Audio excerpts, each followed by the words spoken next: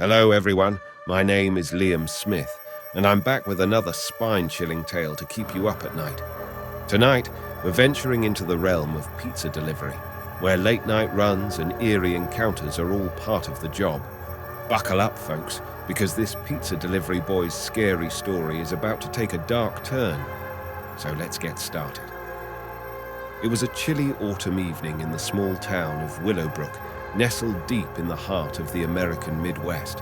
The streets were nearly deserted, with the pale glow of streetlights casting long, eerie shadows on the cracked sidewalks. At the edge of town, on a dark and desolate street named Hawthorne, stood an old, decrepit house that sent shivers down the spines of even the bravest residents. It was a house that everyone in Willowbrook knew to avoid, a place where nightmares seemed to take physical form. On this fateful evening, a timid pizza delivery boy named Tim found himself navigating the twisted labyrinth of Hawthorne Street. Tim had recently moved to Willowbrook from a bustling city in search of a quieter life, but he was about to experience a terror that would shatter his newfound peace. Tim worked at Tony's Pizzeria, a local joint known for its delicious pies and prompt deliveries.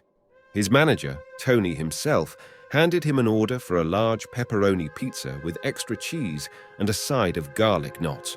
The delivery address was 666. Hawthorne Street Tim couldn't help but chuckle nervously at the address, thinking it was some sort of Halloween prank. As he drove down Hawthorne Street, the atmosphere grew increasingly oppressive. The gnarled trees lining the road seemed to reach out for him, their branches scraping against his car windows. The dilapidated houses on either side of the street looked as though they had been abandoned for centuries, their windows shattered and their doors hanging askew. Finally, Tim arrived at the infamous 666 Hawthorne Street. He parked his car and took a deep breath, his heart pounding with a mix of dread and curiosity. The house before him was unlike anything he had ever seen. It loomed in the darkness, a monstrous structure with a sagging roof and peeling paint that resembled rotting flesh. The windows were boarded up, and the front yard was overgrown with thorny weeds. Summoning all his courage, Tim grabbed the pizza box and the small bag of garlic knots and approached the front door. As he knocked, the sound echoed through the eerie silence of the street, making him feel more alone than ever. He waited, and just when he was about to give up and leave, the door creaked open slowly, revealing nothing but darkness beyond. "Hello?" Tim called out, his voice quivering. "Pizza delivery." There was no response, only an eerie silence that hung in the air like a heavy fog. Tim cautiously stepped inside, the creaking door closing behind him with a resounding thud. He fumbled for his phone and activated its flashlight, casting a narrow beam of light into the gloom. The interior of the house was as unsettling as its exterior. Dusty furniture draped in tattered sheets lined the walls, and cobwebs clung to every corner. The air was thick with a musty, oppressive odor. Tim's heart raced as he ventured further into the house, following the faint sound of a television playing in the distance. He entered the living room and froze in his tracks. Sitting on a tattered armchair was a figure, its back to him. The television screen flickered with static, casting eerie shadows on the walls. Hello?" Tim stammered, his voice barely audible. The figure slowly turned its head, revealing a face that sent icy shivers down Tim's spine. Its skin was pallid and stretched tight against its bones, its eyes devoid of any emotion. It was a woman, or at least it had once been a woman, her features now twisted into a grotesque mask of agony. "Who are you?" Tim managed to choke out. The woman's lips twitched into a macabre smile. "I've been waiting for you," she hissed, her voice a raspy whisper. Before Tim could react, the woman lunged at him with unnatural speed, her bony fingers clawing at his face. He stumbled backward, dropping the pizza and garlic knots in his frantic attempt to defend himself. In the chaos, he managed to escape the living room and darted into the darkened hallway.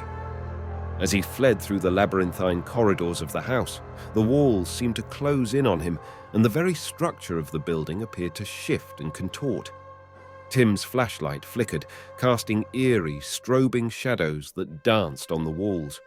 Whispers echoed in the darkness, taunting him with promises of unimaginable horrors. Suddenly, he stumbled upon a door that seemed out of place, ornate and untouched by time. With no other option, he flung it open and found himself in a room bathed in an eerie crimson glow. In the center of the room was a grotesque altar adorned with candles and strange symbols. Tim realized he had stumbled into something far more sinister than he could have ever imagined. The room pulsed with a malevolent energy, and in the dim light, he saw that he was not alone. Hooded figures encircled the altar, their faces obscured by shadow. They chanted in a language he couldn't understand, their voices rising in a crescendo of madness. As Tim watched in horror, a portal seemed to open above the altar, and a darkness beyond comprehension poured forth, engulfing everything in its path. In his desperation, Tim made a run for it, fleeing the room and the nightmarish scene. He retraced his steps through the ever-changing corridors, his heart pounding and his mind reeling with terror. The house seemed determined to keep him trapped, shifting its layout as though it had a malevolent intelligence of its own. After what felt like an eternity, he burst out of the front door, gasping for breath.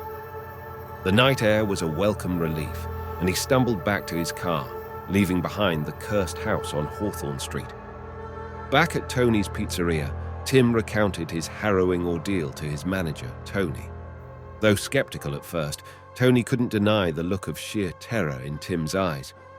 They decided to call the police, who investigated 666 Hawthorne Street, but found nothing out of the ordinary.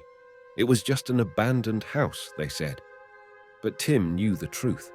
He had witnessed horrors beyond imagination in that accursed place, and he would never be the same again.